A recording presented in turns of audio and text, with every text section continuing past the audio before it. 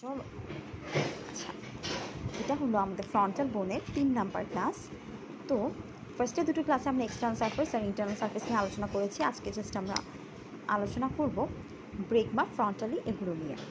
তো এবার আসো আমাদের এই যে ব্রেগমা যেটা থাকে, হ্যাঁ, আমরা পার্ট 2তেই বলেছিলাম যে আমাদের ব্রেগমার এখানে থাকে অ্যান্টেরিয়র ফ্রন্টালি। তো এই অ্যান্টেরিয়র ফ্রন্টালি কাজটা মেন দেখি। আমাদের এখানে যেহেতু ফ্রন্টাল বোনটা দুটো প্যারাটাল বোনের সাথে লাগে, তো দেখা যায় যে যখন বাচ্চাদের ক্ষেত্রে অর্থাৎ নিউ বোর্ন বেবিদের ক্ষেত্রে তখন দেখা যায় যে ওদের এই সুচারগুলো ভালোভাবে ফর্ম হয় না, মানে একসাথে তারা জয়েন্ট করে থাকে না, তারা তখন আলাদা আলাদা থাকে। তো তখন দেখা যায় যে মায়ের পেটে যখন বাচ্চাটা থাকে ডেলিভারির সময়, অর্থাৎ তাকে পেট থেকে বের করার সময় কিন্তু দেখা যায় যে একটা বোনস কিন্তু আরেকটা বোনসের উপর ওভারল্যাপ করে যেতে পারে, ঠিক আছে। তো এই জন্যই কিন্তু আমাদের ব্রেগমার এই জায়গাটা মোটামুটি একটু ফাঁকা থাকে। তোমরা যখন বাচ্চাদের এই ফ্রন্টাল বোনের পিছনে হাত দিবে প্যারাটাল বোনের সামনে, তখন তোমরা দেখবে যে এখানে একটু ফাঁকা জায়গা পাচ্ছ। এই ফাঁকা জায়গাটাকে আমরা অ্যান্টেরিয়র ফ্রন্টালি বলে থাকি। এখন এই অ্যান্টেরিয়র ফ্রন্টালিটি কি?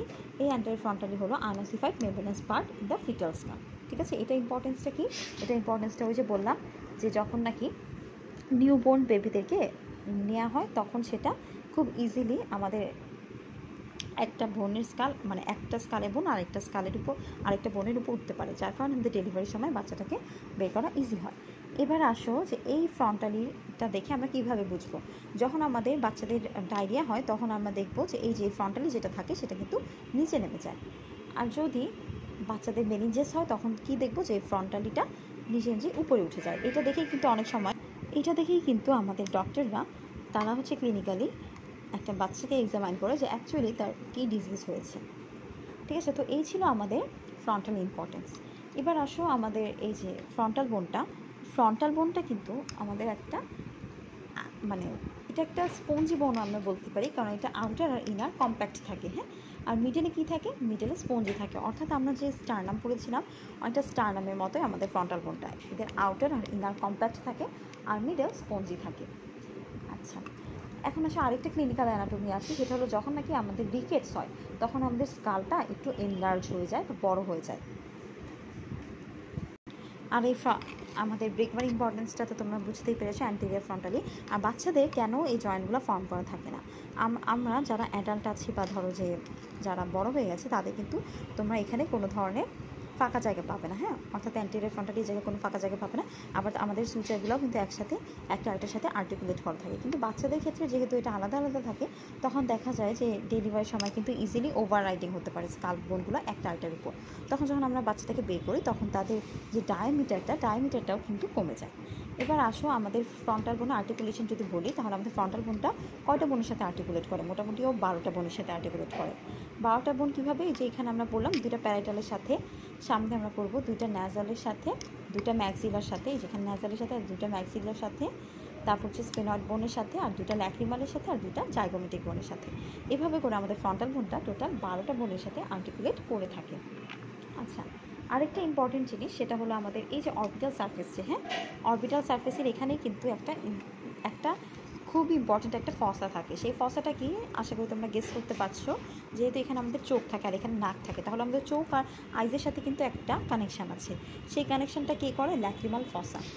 তো এই ল্যাক্রিমাল ফসাটা কোথায় থাকে? এটা হচ্ছে আমাদের অরবিটাল প্লেটে অ্যান্ট্রোল্যাটারাল সারফেসে থাকে, অর্থাৎ সামনের দিকে। এই যে এটা হচ্ছে আমাদের অরবিটাল প্লেট, এটা ল্যাটারাল কিন্তু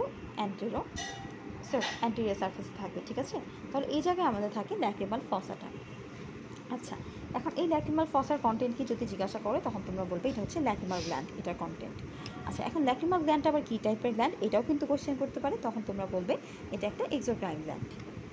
আচ্ছা, আর ল্যাক্রিমাল গ্ল্যান্ডের মধ্যে কী থাকে? ল্যাক্রিমাল ডাক্ট থাকে, ওখান থেকে ল্যাক্রিমাল ক্যানেল থেকে ল্যাক্রিমাল ডাক্টটা হয়ে আমাদের যেই নাকের আর চোখের যে কানেকশানটা এভাবে এসে ফর্ম করে, ঠিক আছে। আশা করি সবাই বুঝতে পেরেছো।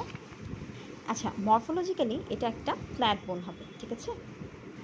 আচ্ছা, কর্নাল সুচারের ব্যাপারে তো আমরা জানলাম। এখন আমরা দেখবো যে এই কর্নাল সুচার তো এদিকে ফর্ম করে, ঠিক আছে, যে একটা ফ্রন্টাল বোন 2টা প্যারাটালের সাথে লাগছে, কিন্তু আমাদের যে এখানে যে রাফ ট্রায়াঙ্গুলার সারফেসটা আছে, আমাদের পোস্টেরিয়র বর্ডার এখানে যে রাফ সেই ট্রায়াঙ্গুলার সারফেসটা আছে, অর্থাৎ এটা আমাদের আর্টিকুলেট করবে greater wings of the sphenoid বোনের সাথে।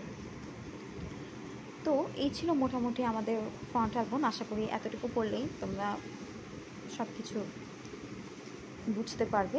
আর যদি কারো কোথাও বুঝতে কোনো সমস্যা হয়ে থাকে তাহলে অবশ্যই কিন্তু আমাকে কমেন্ট করে জানাবে। আর পরবর্তীতে তোমরা কী টাইপের ভিডিও বা কোন টপিকের উপর ভিডিও চাও জানাতে কিন্তু ভুলবে না। আচ্ছা, আর যারা এখনও পর্যন্ত আমার ইউটিউব চ্যানেলটি সাবস্ক্রাইব করোনি তারা অবশ্যই ইউটিউব চ্যানেলটি সাবস্ক্রাইব করে দিবে আর পাশে থাকা বেল বাটনটি বাজিয়ে দেবে পরবর্তী যে কোনো ভিডিওর আপডেট পাওয়ার জন্য। আর যারা ফেসবুক থেকে দেখছো তারা অবশ্যই ফেসবুকে একটা রিঅ্যাক্ট দিয়ে দিবে এবং তোমাদের কমেন্ট করে জানাতে ভুলবে না যে তোমরা এই ভিডিও দেখে কিভাবে উপকৃত হয়েছো বা তোমরা এখান থেকে কিছু জানতে পেরেছো কিনা বা তোমাদের এক্সামে হেল্প হচ্ছে কিনা অবশ্যই আমাকে জানাবে, ঠিক আছে? তো পরবর্তীতে আবার দেখা হবে নতুন কোনো ভিডিও নিয়ে। ততদিন সবাই ভালো থাকবে, সুস্থ থাকবে এবং অবশ্যই ভালো করে বাসায় বসে বেশি বেশি পড়ালেখা করবে, একে অন্যকে সহযোগিতা করবে। তোমরা যখন আরেকজনকে হেল্প করবে তখনই কিন্তু তোমাকে আরেকজন এসে নিজে হেল্প করবে, ঠিক আছে? আর এটা সবসময় মনে রাখবে যে অন্যই হেল্প করে, সৃষ্টিকর্তা নিজে তাকে হেল্প করে। তো আজকে এখানেই বিদায় নিচ্ছি। ততদিন সবাই ভালো থাকবে, ভালো করে পড়াশোনা করবে আর আপুর জন্য অনেক অনেক দোয়া করবে। আল্লাহ হাফিজ।